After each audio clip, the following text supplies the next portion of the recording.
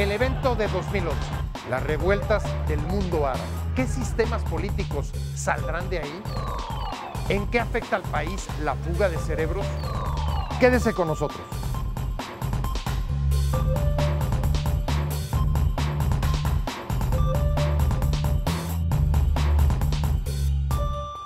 Buenas noches, usted y los asuntos que le interesan son parte de esta agenda. Las revoluciones árabes son los eventos que mayor impresión causaron en 2011 por el cambio vertiginoso que en pocos meses desalojó a algunos de los regímenes autocráticos más longevos del mundo. La lista de etiquetas de Twitter revela que Egipto es el hashtag más popular de esa red en el año. Las redes sociales, además, jugaron un papel central en los cambios en ese y otros países del norte de África y Medio Oriente. La atención mundial en la primavera árabe refleja también la preocupación por lo incierto de sus revoluciones y la dirección que tomarán entre las fuerzas democráticas, los movimientos islámicos y los militares.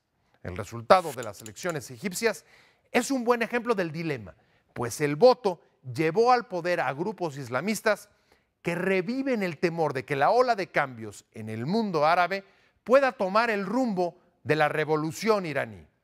¿Quiénes se impondrán en el Medio Oriente? ¿El poder civil, militar o los islámicos? De este tema nos habla Federico Campbell Peña. Con un saldo de 3 gobiernos derrocados y miles de muertos, la revuelta árabe cumplió un año. Se ha echado a andar un proceso en donde lo ideal sería que se crearan instituciones, esas instituciones que permitieran la vida democrática, la actividad política libre para ejercer el voto. Cuando el 17 de diciembre del 2010 el vendedor de frutas Mohamed Bouazizi se prendió fuego para protestar porque las autoridades de Túnez le impedían trabajar, nunca imaginó que su sacrificio causaría una rebelión. Derrocaría al dictador Zine El Abidine Ben Ali, quien buscó refugio en Arabia Saudita.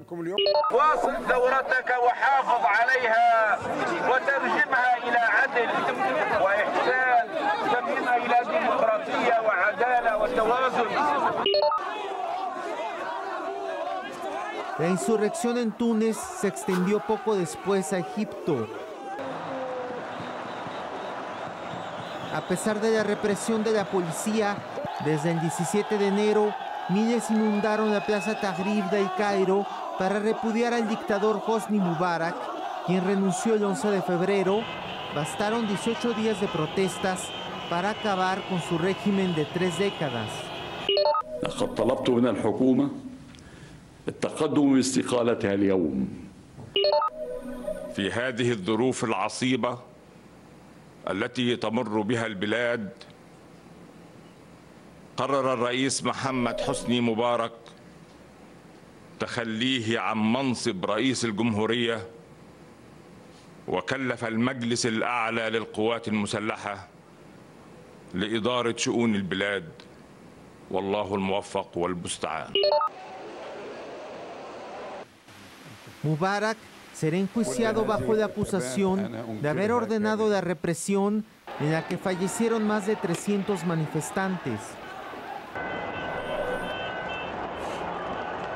Sería hasta noviembre y diciembre cuando los egipcios volverían a manifestarse en la Plaza Tahrir para exigir rapidez en las reformas y acudirían a las urnas para elegir a un nuevo parlamento que tendrá mayoría de los hermanos musulmanes y otros partidos islámicos.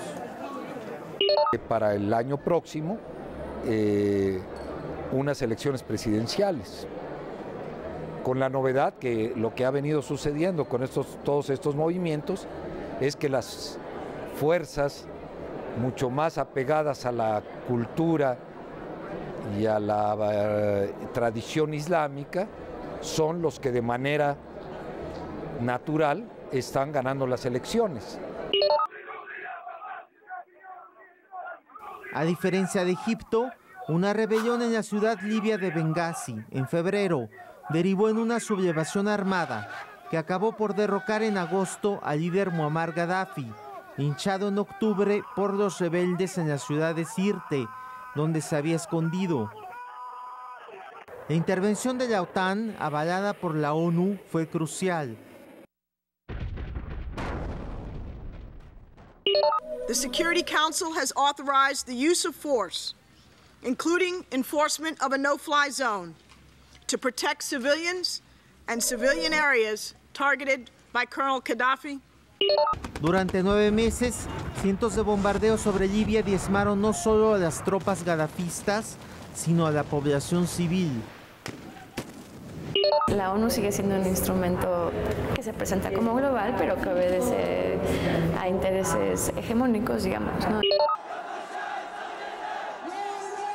En Yemen, tras numerosas manifestaciones y un intento de asesinato, el presidente Ali Abdullah Saleh prometió dejar el cargo a comienzos del 2012.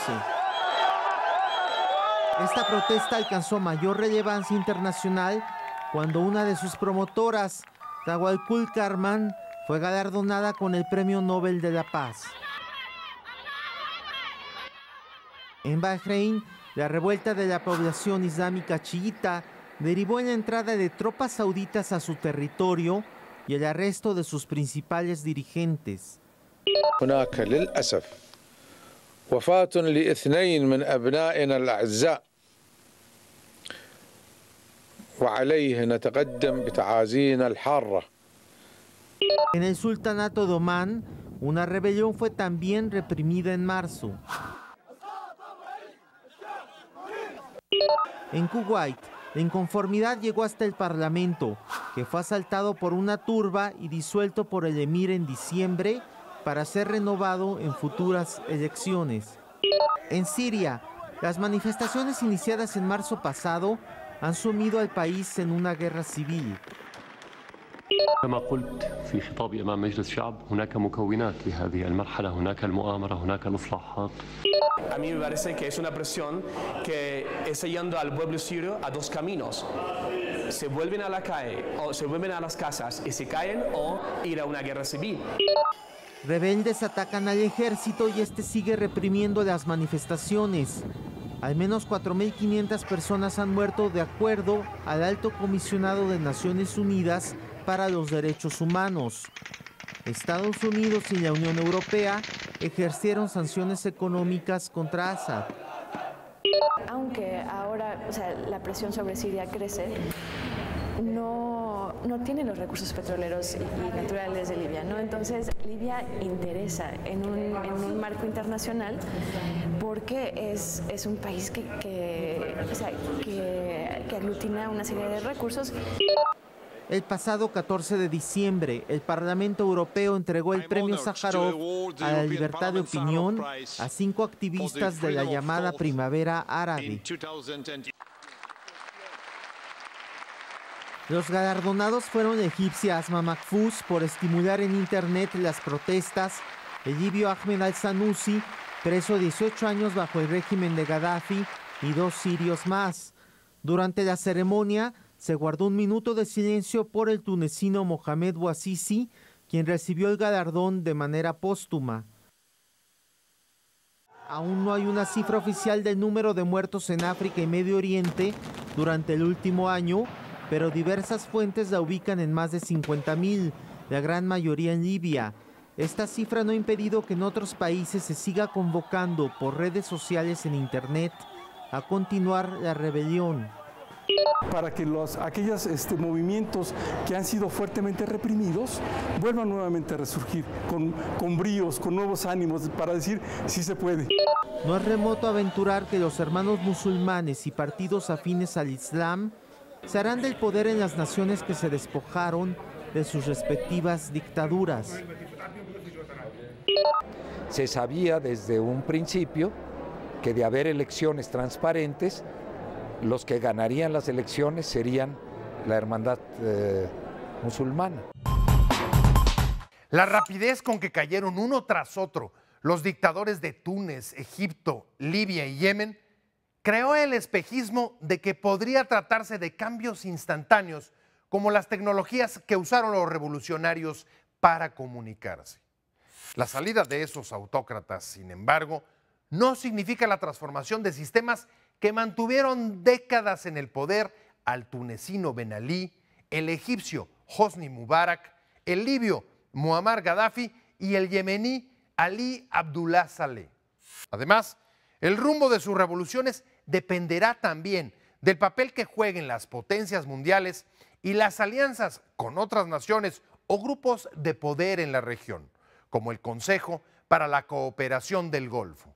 Los cambios, en cualquier caso, abren la oportunidad a las potencias occidentales como Estados Unidos y la Unión Europea de construir nuevos equilibrios en la región, aunque persisten viejos conflictos como el israelí-palestino y nuevas amenazas de confrontación con Irán.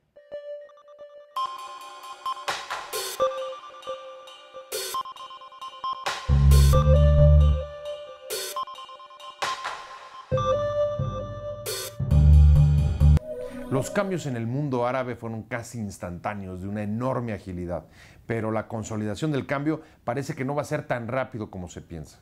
No hay que asombrarse si las revoluciones no dan rápidamente frutos hermosos y positivos. Es mucho más fácil destruir, en este caso políticamente, tumbar un régimen autoritario, que después construir una democracia.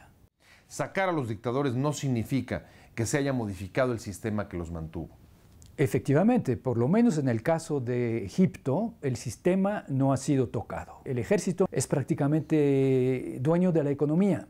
Y soy más optimista para el caso tunecino, porque en el caso tunecino no hay el equivalente del ejército. Hay interrogantes en estos cambios. La más importante, que son revoluciones todavía inciertas. No sabemos hacia dónde van ni a dónde se dirigen. En Egipto, por ejemplo, acaba de haber elecciones y ahí se impusieron, arrasaron los partidos islamistas. En el caso de Egipto, muchos dicen moderados. Y tampoco sabemos qué tan moderados sean, porque entre ellos no solamente hay los aparentemente moderados, sino que los hay que se afirmaron como radicales. En Egipto, los laicos o los liberales, que pueden ser y que normalmente son musulmanes, y también hay cristianos, están preocupados porque tienen que pelear en dos frentes. Ahí está el ejército, que no ha soltado el poder y nadie sabe si el ejército va a llegar hasta la famosa transición democrática, de entregar el poder a los civiles. Pero tienen el otro frente, que es un frente islámico que no pinta, digamos, de manera muy agradable. ¿Hacia dónde se dirigen las revoluciones árabes? ¿Hacia el modelo iraní o hacia la consolidación de poderes civiles? Creo que el modelo iraní está descartado. Si queremos hablar de modelo, habría que buscar del lado de Turquía. El modelo turco sería un modelo de democracia, como nosotros entendemos la democracia política, que implica forzosamente la tolerancia religiosa, pero una democracia islámica, es decir, sui generis. Mientras esa democracia islámica no impone la famosa Sharia, que serían los usos y costumbres de la tradición islámica, yo creo que no hay por qué espantarse. Ahora, nadie menciona el modelo marroquí, quizá porque no es modelo. Marruecos tiene la suerte de tener una monarquía hasta ahora legítima. El monarca es al mismo tiempo autoridad religiosa, un poco como la reina de Inglaterra, que es cabeza de la iglesia anglicana. Pero sí, las reformas que se han dado últimamente en Marruecos, que hicieron que las últimas elecciones fueron elecciones limpias y que el monarca, respetando la nueva constitución, nombró como primer ministro el líder del partido que ganó. Y otra vez nos encontramos con los islamistas. ¿De qué manera las revoluciones árabes están modificando los equilibrios internos de la región? Pienso en conflictos como el árabe-israelí o nuevos, como por ejemplo la nueva confrontación con Irán. Sí, hay por lo menos 3 bombas de tiempo de tamaño diferente. Iré de poniente a oriente. Argelia.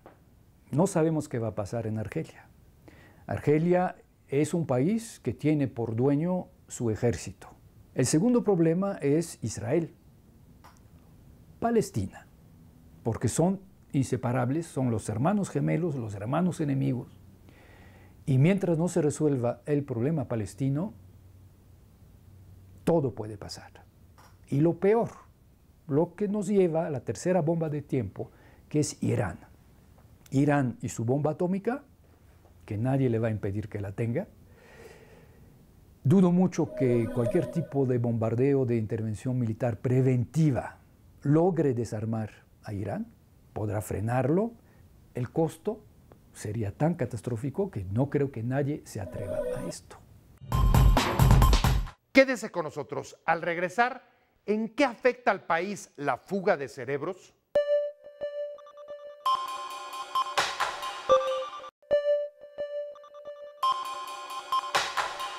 La globalización estimula una intensa caza de talento de universidades internacionales y empresas multinacionales que propicia la fuga de cerebros en países emergentes como México por mejores oportunidades y salarios.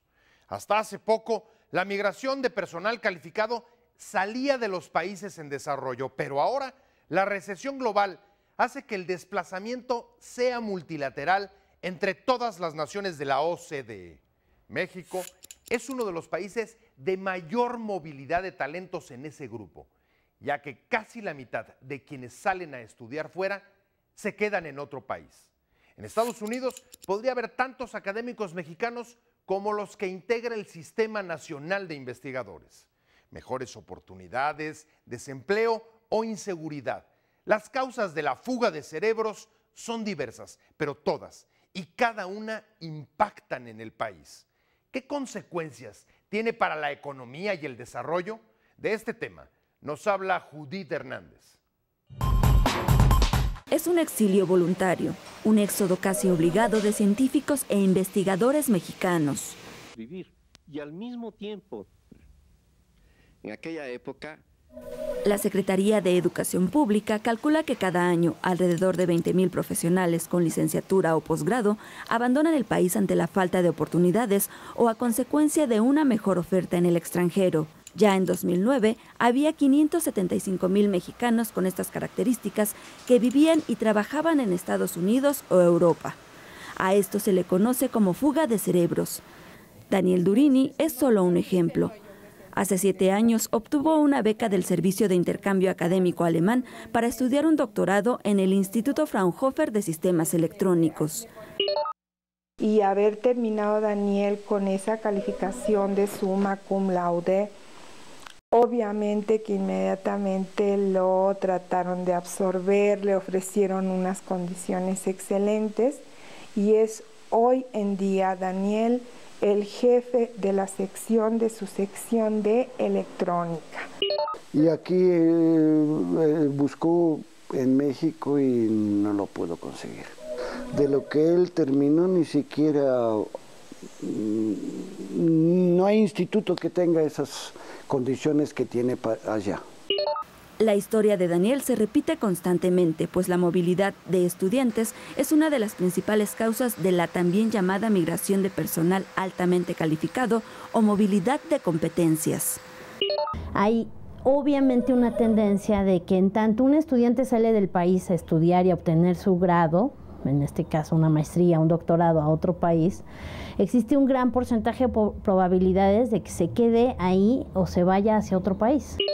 La dificultad de obtener financiamiento para proyectos científicos y en años recientes la inseguridad también propician la fuga de cerebros.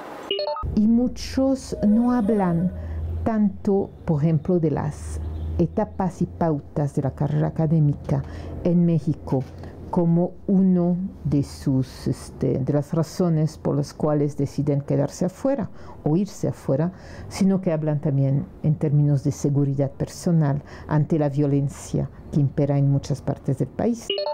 El hecho de que profesionales mexicanos opten por trabajar en otros países sí tiene un impacto en términos económicos, pues cada estudiante en una institución de educación superior en México representa una erogación anual de 45,000 pesos. Además, si sumamos que muchos de esos académicos fueron apoyados por el país para irse a estudiar, pues también estamos hablando de pérdidas en términos de recursos económicos. todo lo que invierte el país en becar a una persona durante 5 años en otro país. Sin embargo, dicen, no se trata de satanizar este tema ni de considerar la situación de estos científicos como una pérdida total para México, porque finalmente la ciencia avanza, entre otras cosas, gracias a los intercambios entre países. Esta connotación negativa de fuga de cerebros no siempre es tan precisa, porque muchos mexicanos mantienen su vínculo con México y contribuyen al desarrollo nacional en muchas formas, muchas y muy diversas formas. En el hecho de que la gente con altas calificaciones que se mueve entre un país y otros sí aporta a la economía del país que la recibe, pero también puede aportar a la economía de su país de procedencia, bajo fórmulas como una cooperación preferente. El Consejo Nacional de Ciencia y Tecnología, por ejemplo, ha encontrado una forma de asegurarse de que su inversión en becas sí genere beneficios para el país. Solicitar a nuestros becarios, cuando firman su convenio de asignación de becas, hay una cláusula que dice que tienen que regresar al país, al menos por el tiempo en que el Consejo les otorgó una beca. Cancelar las becas en el extranjero, dicen, no es una opción, pues los científicos requieren prepararse.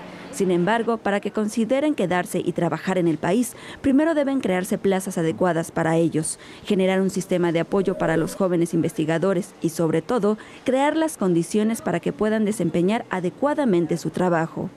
Si yo traigo al científico mexicano más renombrado en Estados Unidos ahorita y lo pongo aquí en un laboratorio, no puedo esperar que produzca lo mismo, porque ese científico está produciendo todo eso a partir de sus colegas, del tipo de institución en el que está, de los recursos. La economía del futuro depende cada vez más de niveles educativos y de la formación de personal altamente calificado. De ahí la importancia de la fuga de cerebros para México, que necesita tasas sostenidas de crecimiento para generar suficiente empleo. El problema exige mayores inversiones en ciencia y tecnología, aunque en la actualidad la cacería de talentos forma parte de una dinámica global y afecta tanto a economías fuertes como en desarrollo. Por eso, la migración de talentos no debería entenderse como una pérdida definitiva. Estos mexicanos podrían regresar al país si se generan mecanismos de repatriación y oportunidades para impulsar aquí sus proyectos. Lo primero que se necesitaría es tener un banco de datos de los investigadores que residen fuera del país para mantener comunicación con ellos, identificar sus proyectos y crear bolsas de trabajo, iniciativas o propuestas que faciliten su retorno.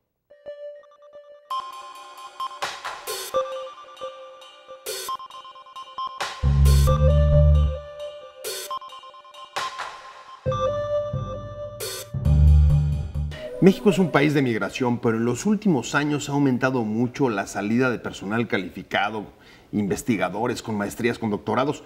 ¿A qué atribuyes tú o cómo explicarías esta fuga de cerebros hacia otro país?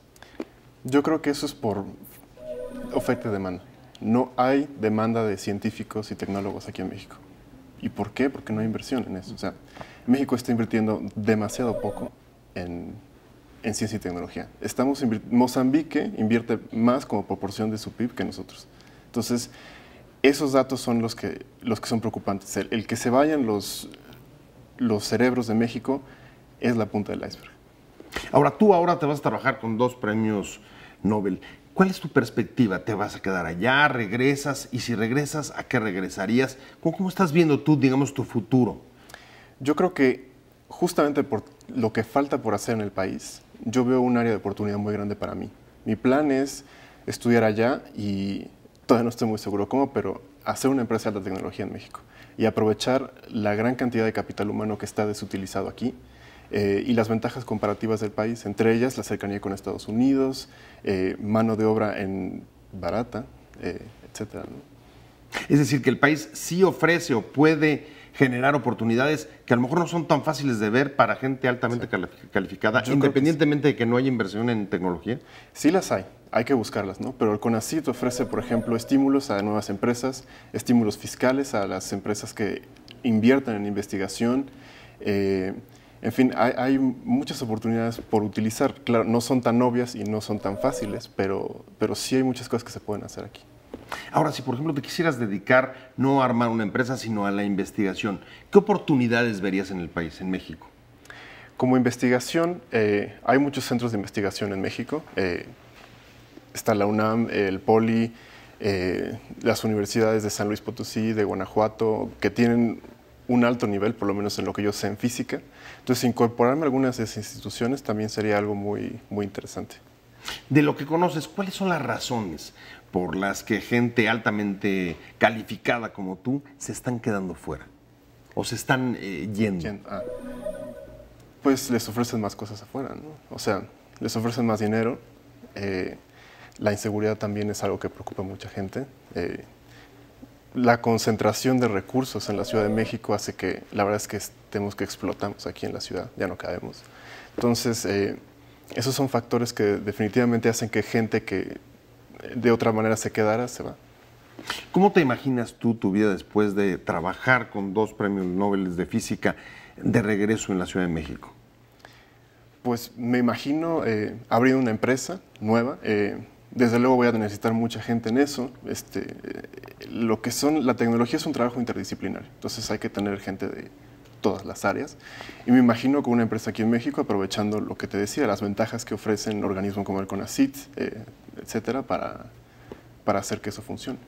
Es decir, tú no serías de los que tomarías la decisión de quedarte fuera. No, bueno, hasta ahorita no es mi plan, ¿no?